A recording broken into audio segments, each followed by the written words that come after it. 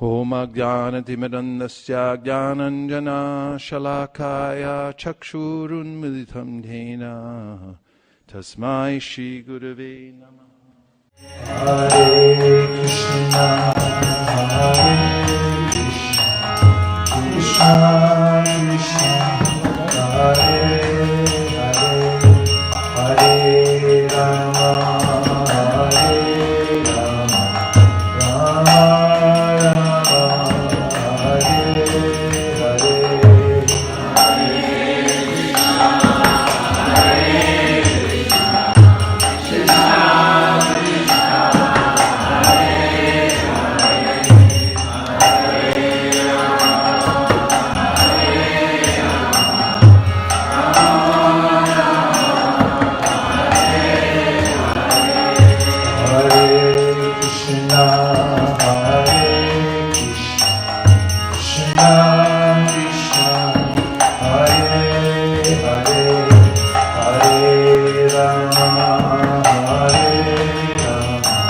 Rama Rama, Hare Hare.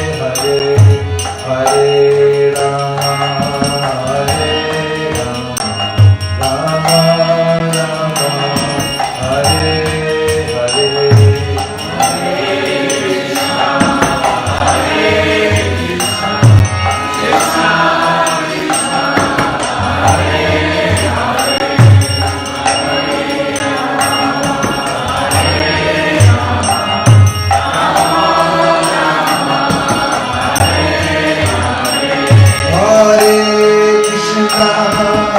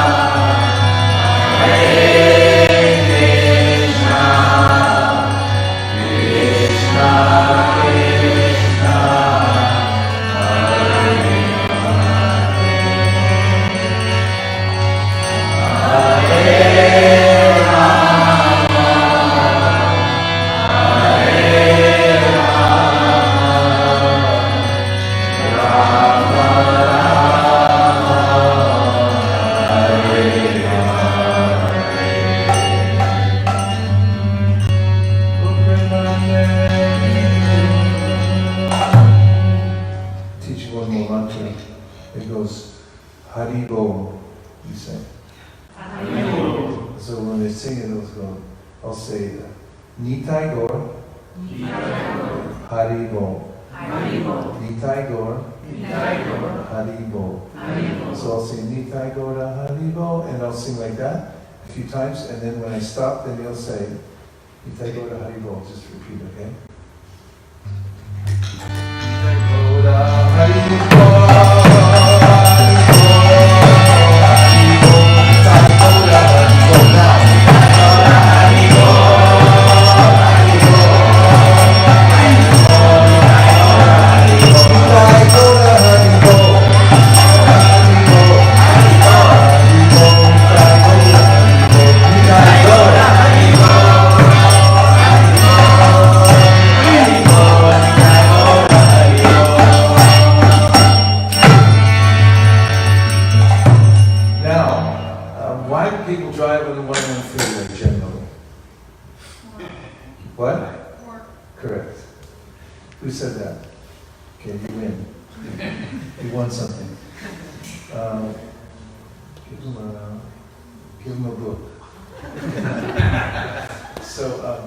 Yes, work.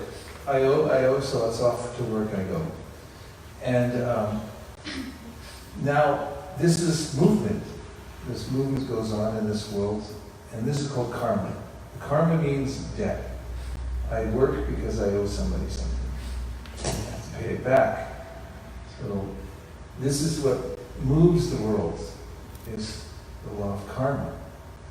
But there's a different reason for moving. And what might that be? For instance, if you're dancing, why might you dance? If you're not a professional. What? Creative inspiration. Creative inspiration, yeah. And I'm looking for what would be really helpful is like a one-word answer. Joy. Joy, okay. I'll take joy. Yeah, joy would work.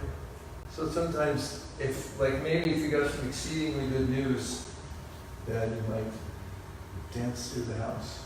People, what's wrong? What happened? Oh, I just got accepted into San Francisco State University. Whatever it is, you become happy, you dance. So there's a kind of movement that is not ruled by karma or debt. When one's so full, so filled up with realization and feeling of connection and gratitude to the Supreme. That's the kind of movement that takes place, besides just stillness, then comes to moving out of service and dancing. So one of the processes of Bhakti Yoga is dancing. And there's several steps that I've learned for this Bhakti dancing. And I'm going to teach them to you tonight. The first step is called the Swami. And it's really easy to do. I'm going to stand up and show you how to do it. So if you want to stand up, you can watch what I do. I'll teach you how to do the steps.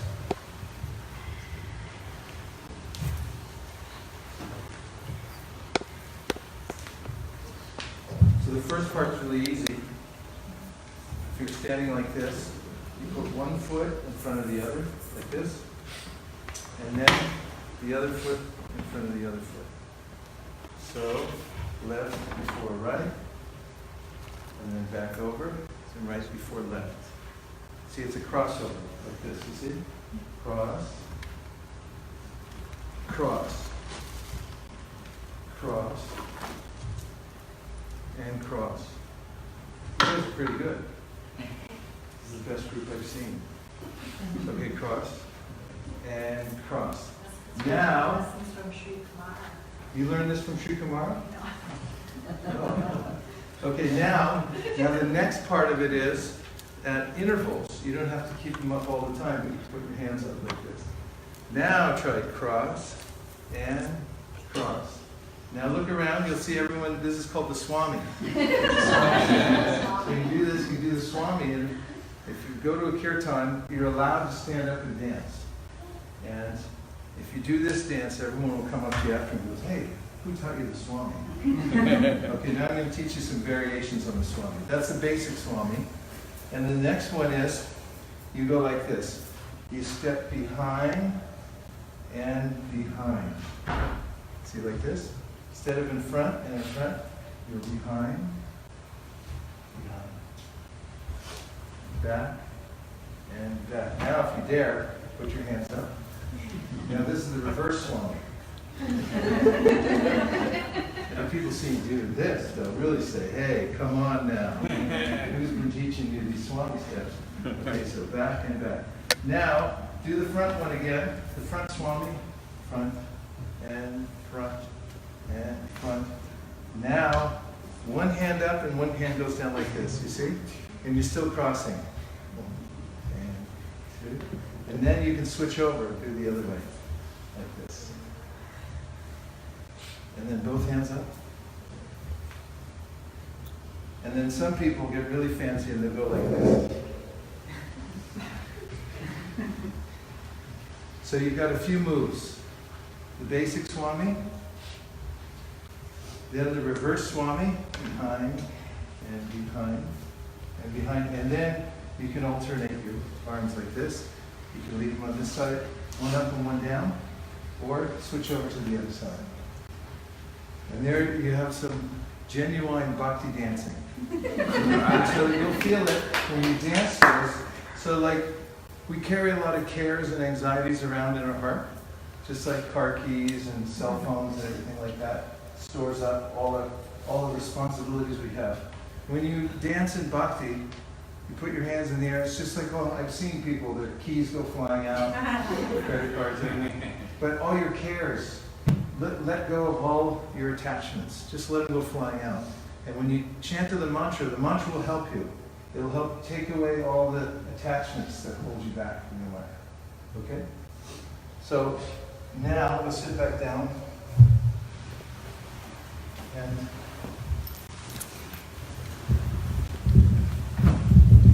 thing is, when we're chanting, at a certain point, when you feel it, then stand up and you can start dancing. And I recommend too, when you do that, you move a few things out of the way. Feel free to just move it out to give yourself a little space when you want to start dancing. But it's 108% bona fide to dance during the Kirtan. You don't always have to sit in one place, although sometimes it's nice. But when you feel inspired, you get up and you dance. And you'll see, dancing to the mantra is a very, very powerful way of doing this kind of bhakti yoga. So let's do a tune that you can dance to, okay? And you'll see the part where you'll feel like you're going to dance. I guarantee you won't be able to not dance when you hear this tune. This isn't a major chord, so it's not as melancholy as the last two tunes. Let's start on a G. Hare Krishna, Hare Krishna, Krishna Krishna, Hare Hare, Hare Rama,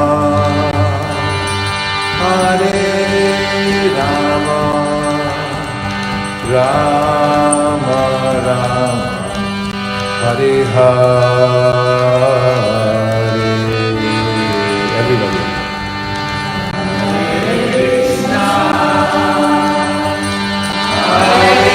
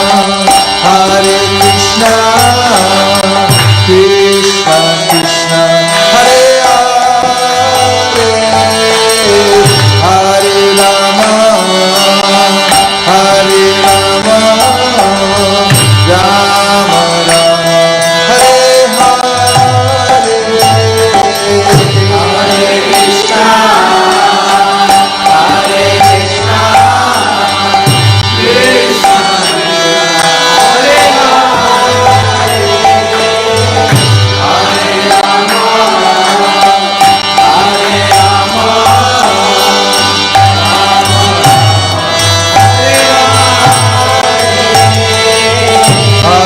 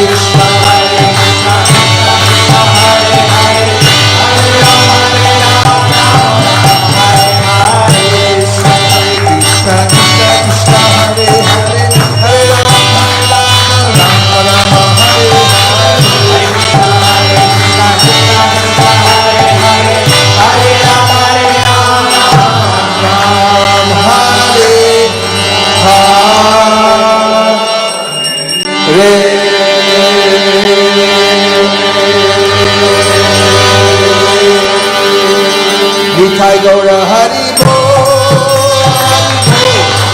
Hari Bol, Nitai Gaura Hari Bol, Hari Bol, Hari Bol, Hari Bol, Nitai Gaura Hari Bol, Hari Bol, Hari Bol, Nitai Gaura Hari Bol.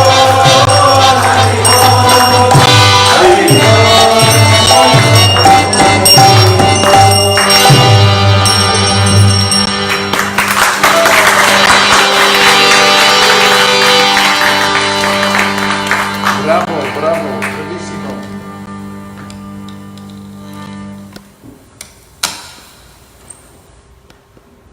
How are we doing on time? Okay. So, just see if you have any reflections from the night, anything that we talked about, or the experience of Kirtan, or if you have any questions. Reflection's easy because whatever you heard that you're taking away, whatever you experienced, you're taking away, you can just reflect it back.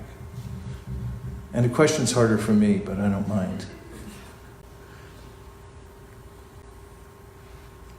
What one thing did you see, hear, experience tonight? Anything that held you back? Anything that you felt you were in a spiritual environment?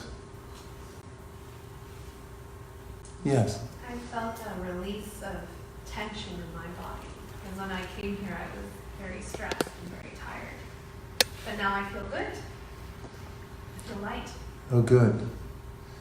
Yeah, that's... it's hard to tell how much we're taking in from the environment. It's cumulative also. It's something, especially in the modern day, there are a lot of stimuli that come into our nervous system pretty much throughout the day and night. LED lights even at night shining at us, and a lot of things that accumulate. And it's important for a balanced life to have a way to release that and to come back to your center. It's one of the aspects of yoga that Krishna mentions in the Bhagavad Gita. He calls it yukta, being balanced. He said, don't eat too much, don't eat too little, don't sleep too much, don't sleep too little, don't recreate too much and don't recreate too little. Stay on the middle path. And also he talks about this kind of tension that we get. It comes from especially the various modalities that rule the world. He talks about this in the Bhagavad Gita, how there are three basic modalities. One is called tamas, that's the lowest energy. It breeds inertia, darkness, ignorance, sleep, and so forth. And then passion, which is the kind of endless desires that one has to try to get something more. Too much is not enough. Whatever I get, I need something else. And then goodness, which is called sattva, is the mode of clarity and the mode in which we're able to see the difference between our body and ourself. And we can actually feel satisfied just sitting, appreciating, being grateful. And so having a way to get into that mode of sattva or goodness every day and touch our actual spiritual center is really important, because then we can actually be effective in the rest of our lives. It's not reasonable for any human being to take on so much stress and not have a way to become grounded again and let it out. It ends up taking its toll on us. So I'm really glad to hear that we found a place to release some of that stress and tension. We all have it to some degree or another, knowingly or unknowingly, right? Yes. What else did you hear, see, experience? Yes? Two things. One is, every time I come here, I feel so good. Yet, it doesn't become a habit. I don't know. I do come, but I don't know how it would become a habit. Because all these things, all the glitters, and you want to be in the other places, but you do not feel that much happiness. Yeah. So you come and then you have a joyous experience, and then you go elsewhere and it doesn't continue because you don't have the habit of doing it at home and every other place, right? But you can also do it at home. There's ways that you can have a home practice. It helps to have some regular, what we call in bhakti, sangha. Sangha means to connect with others regularly. And the more regularly you do that, others who are practicing spiritual life, then it'll rub off on you. Actually, sometimes my spiritual master would say that, and some people say, well, how do you develop the habit of bhakti? And you say, well, how do you develop any habit? He said when he lived in New York, when he first came to America, he said he saw people, they developed the habits of becoming drunkards. So he said somebody was sitting on a park bench drinking, and the person would go and sit next to him, and the next thing he'd be drinking, and the next thing he'd be falling down on the ground. He said the same way you become a drunkard, you become a spiritual practitioner also, by association and then going on with it. But it's nice to have a home practice, a way that you can take something home and create a sacred space in your house. If you have a place and a time when you do your practice, even if it's for a moment or two, it acts like a wedge. A wedge has a small end and a big end, and when you apply the small end and you keep giving a little pressure, then after a while it opens up a space for you. That's something that can be done. What other things? Yes? How do you, what's the translation of the other mantra? Nitai Gaur Haribol. Yeah. Nitai and Gaur. So Nitai means Nityananda, means eternal bliss. And Gaur means Gauranga, who means the beautiful golden dancer. So these are two incarnations of Krishna. It came in recently, 500 years ago. Nitai and Gaur. So the short for Nityananda and Gauranga. So the bhakti practitioners chant Nitai Gaur and Hari Bol. Hari means it's a reference to our original divine source, but it has a specific meaning. Hari means one who takes away all your misery.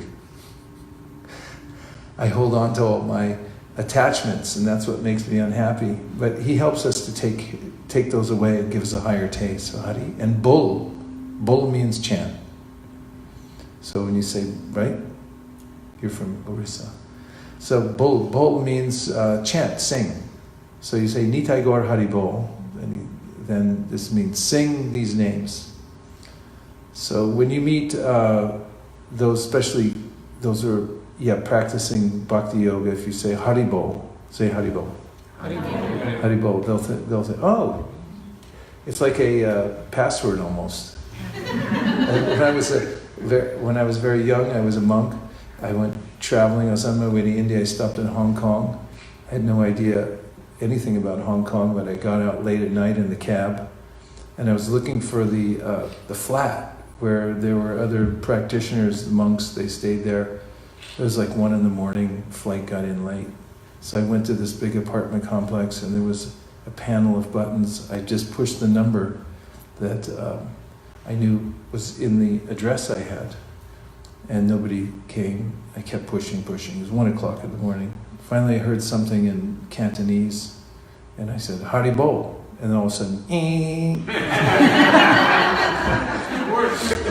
So I thought, I was going up the stairs thinking, this is how you get around the world. You say Haribol. So mantras, the world moves by mantras. Everybody, whatever they want something, they say, I want this, I want that, and then they have to say the right mantra. Like when you go to an interview, they'll ask you all these questions, and then you have to say the right mantras back. Like, I'm a good person, and I won't ruin your company. And all these things, and then when they hear the right mantras, then they'll say, okay, you can come stay with us. So the world moves by mantra, but these are special mantras. These mantras, when you say Haribol, it means that you're a connoisseur of mantras. So these mantras can move you to a higher spiritual position, and you can practice them anywhere. And somebody else, you did. Oh, I have a question. So it's unrelated to that sort of. That's okay. Because like you were on a roll. when you're meditating and you have all these people talking in your head and all this commotion, and in yoga they're called the vrittis of the mind, then what do you particularly do to calm your mind down? Well, I listen to the mantra, especially the sound vibration of the mantra, because it's actually very beautiful.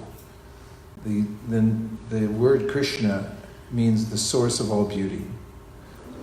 And in the spiritual science, the name of the original divine source is the same as the divine source. There's no difference at all. And I contemplate that as I'm chanting and listening to the name itself, and just appreciating the quality of the name. So this is the object that I meditate on, and it's auditory. So hearing the sound and focusing my mind back again when it runs away, back on the sound of the mantra. And I know when I'm doing my mantras, especially in the morning, that's when I usually practice, then I'm very much aware of the level of my meditation by how much I'm interested in hearing the mantra. When it starts to sound, the sound becomes extremely interesting to me, and I want to hear it more and more. That's when I know that I'm connecting in the meditation.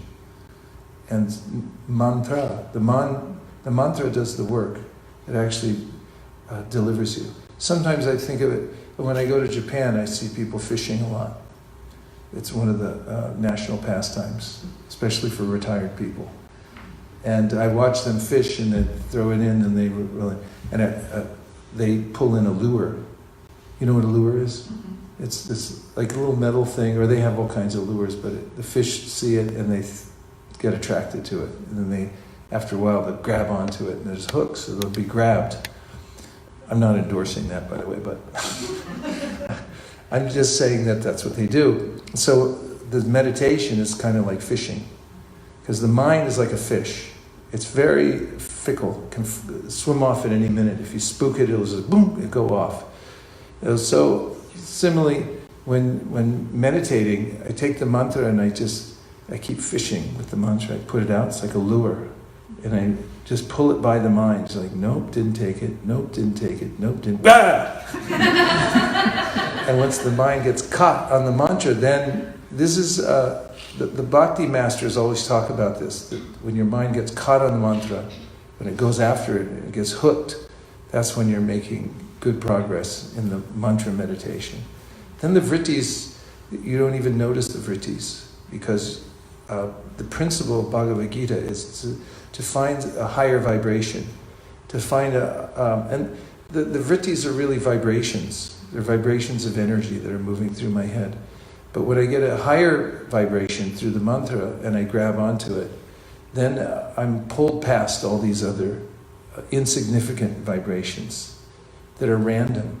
I've collected them, and they're residing within my mind and heart, within the chitta, within the conscious cavity of my mind and heart. And I can go past those by taking shelter of the higher mantra. Oh, took an extra 7 minutes. So, we had some time together. Yes, last one. So in Bhakti Yoga, actually, there is a lot of importance given to like devotional services, right? So what qualifies as like devotional services, and which one is the most effective? What qualifies as devotional service? Yeah. And which is the most effective? Yeah.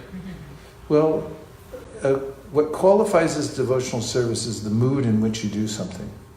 Because you can do all the same things that anybody else is doing, but it's your the intention, the intentionality is what's important. So for instance, people cook all the time, but if they're cooking for themselves, then it's one thing. But if they're cooking and they're thinking, I'm going to offer this to Krishna, then this is bhakti. And it goes for anything, whatever you do. You can drive, you can walk, it depends where you're walking to. And it really has to do with the state of your heart, why you're doing it. The most effective process is hearing and chanting. Bhakti starts with Shravanam Kirtanam. In fact, we were talking, I didn't get your name, Mataji, in the back.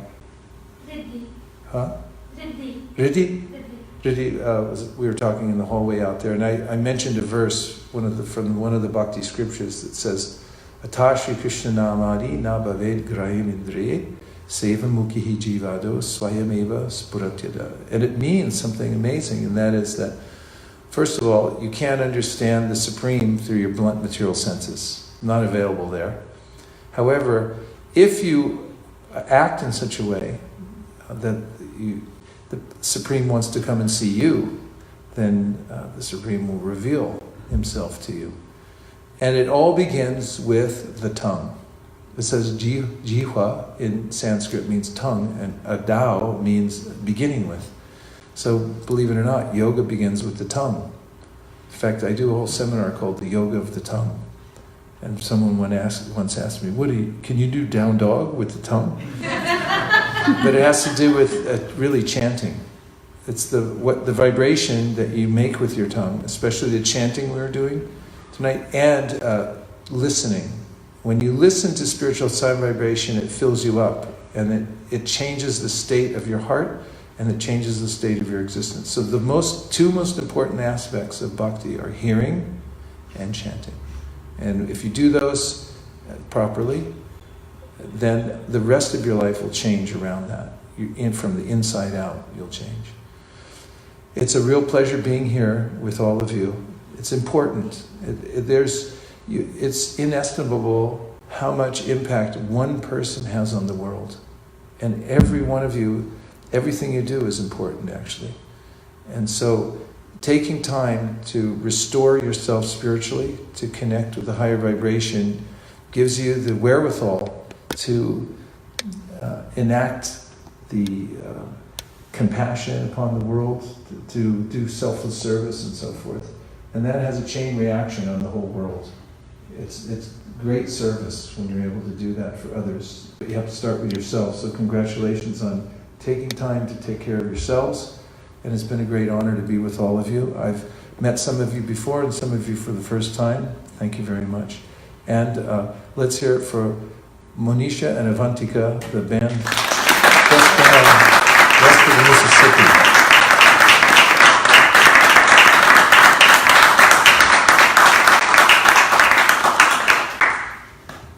And thanks to Sri Kumar Prabhu and his wife for taking care of all of us, and the rest of the crew here for maintaining this oasis here and wherever we are. Where are we anyway?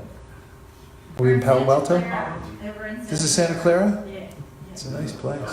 Palo Alto. I was thinking that we're really fortunate too, that we can assemble and we can do these kinds of things without worrying about the police coming in or something like that. No, it's true, because I have friends who, we travel around the world and we do Kirtan and we teach bhakti and things like that. One of my friends goes to the east. I go to Japan, he goes to China. And right now, not in Japan, but in China, they're really cracking down. They're not allowing people to do things like this, and it's becoming more dicey. There are other countries too where you can't do this. So we're lucky. We should take advantage while we have the opportunity. Thank you very much. Thank you.